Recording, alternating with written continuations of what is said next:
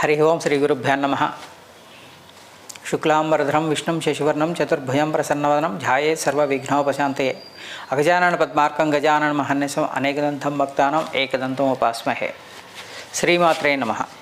దుర్గాంబికాయ నమో నమః. పరాభవనామ సంవత్సరం ఉగాది శుభాకాంక్షలు. ఈ సంవత్సరం జూన్ వరకు కూడా గురువు మిథున రాశిలో ఉంటాడు. అలాగే శని వచ్చేసరికి మీనరాశిలో ఉంటారు. కుంభరాశిలో రాహు, అలాగే కర్కాటకంలో సింహరాశిలో కేతువు ఉంటారన్నమాట. అయితే ఈ పరాభవనామ సంవత్సరం అవమానంతో కూడినటువంటి ఓటమి, పరాభవించారు అని అంటాం కదా. దుర్యోధనుడిని ఏ విధంగా అయితే మైసభలో మరి పరాభవం జరిగిందో అలాగనే పరాభవనామ సంవత్సరం. కావున ప్రతి విషయంలోనూ ఏదో ఒక విధంగా, అంటే అందరికీ పరాభవం సంభవిస్తుందని కాదు, ఆ పేరు అలా ఉన్నది కాబట్టి కొంచెం జాగ్రత్తగా ఉండాల్సిన అవసరం మనకుంది. అయితే ప్రమాదనామ సంవత్సరం అని చెప్పి ప్రమాదాలు జరగటం అలా అని కాదు, కొంచెం మనం జాగ్రత్తగా ఉండటం చాలా మంచిది. ఈ సంవత్సరం అంటే ప్రధానంగా మనకున్నటువంటి 9 గ్రహాల్లో గురువు, కేతువు, రాహు, శని ఈ నలుగురి మీదనే మనం బేస్ చేసుకొని గోచార ఫలితం అని చెప్తాము. ఇదే మరి రాశి ఫలితాలు అవుతాయి. అయితే ఈ సంవత్సరం గురువు వచ్చేసరికి మిథున రాశిలోను, అలాగే కేతు వచ్చేసరికి సింహరాశిలోను, అలాగే కుంభరాశిలో రాహు, అలాగే మీనరాశిలో శని గ్రహాలు ఉంటాయి. అయితే ఒక్కొక్క రాశి నుండి తీసుకున్నప్పుడు ఈ యొక్క 12 రాశులకి మరి ఫలితం అనేది మారుతూ ఉంటుంది. అశ్విని 1, 2, 3, 4 పాదాలు, భరణి 1, 2, 3, 4 పాదాలు, అలాగే కృత్తిక 1 పాదము, 9 పాదాలు ఈ యొక్క మేషరాశిలో ఉంటాయి. ఈ మేషరాశిలందు ఆదాయం 11, వ్యయం 5. ఆదాయం 11, వ్యయం 5.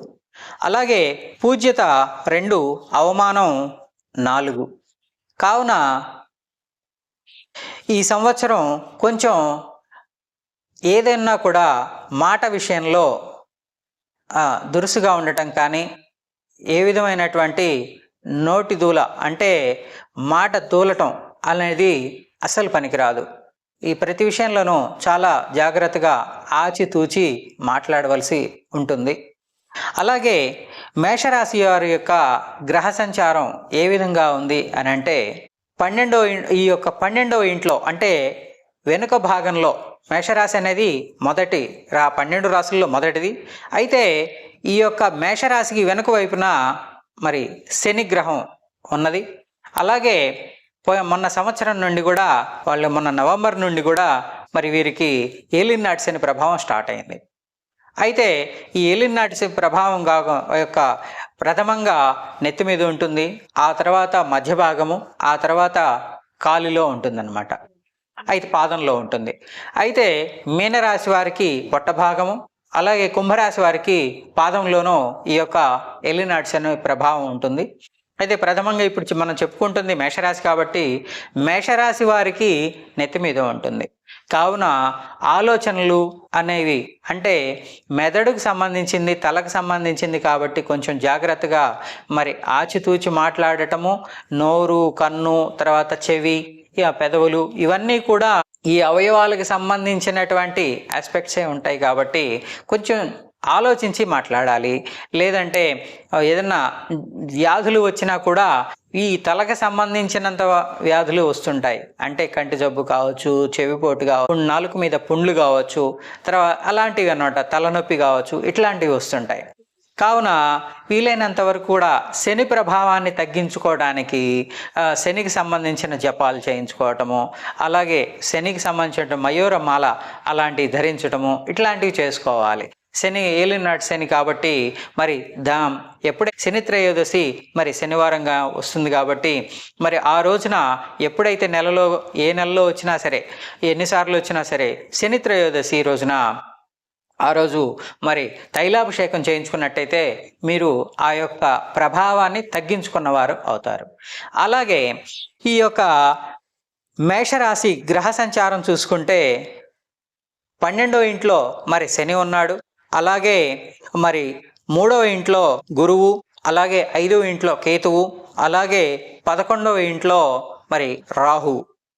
కావున ఈ ఫైనాన్షియల్ డెసిషన్స్ ఏవైతే ఉంటాయో వాటిని కాస్త జాగ్రత్తగా మరి నిర్వహించుకోవాలి. తొందరపాటుతో మరి ఏ విధమైనటువంటి అగ్రిమెంట్స్ కానీ ఒప్పందాలు చేసుకోవటం కానీ, తొందరపడి ఏదైనా వస్తువులు కానీ గృహం కానీ కొనేటప్పుడు కానీ కొంచెం ఆలోచించి జాగ్రత్త పడి కొనుక్కోవాలి ఫైనాన్షియల్గా. కానీ ఆశ ఎక్కువగా పడవద్దు.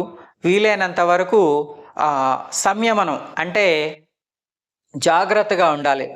డెసిషన్స్ తీసుకునేటప్పుడు చాలా 1కి 10 సార్లు ఆలోచించి డెసిషన్స్ తీసుకోండి.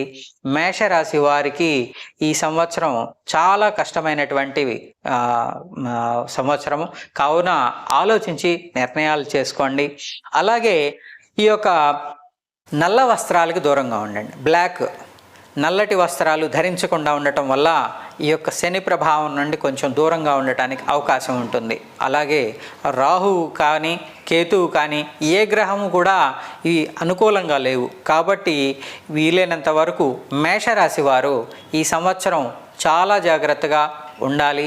వీలైనంత వరకు ఎక్కువ సమస్యలు మరి ఈ మేషరాశి వారికి, అలాగే కుంభరాశి వారికి, మీనరాశి వారికి, ఈ 3 రాశుల వాళ్ళు చాలా జాగ్రత్తగా ఉండాల్సినటువంటి సమయం 2026, 27.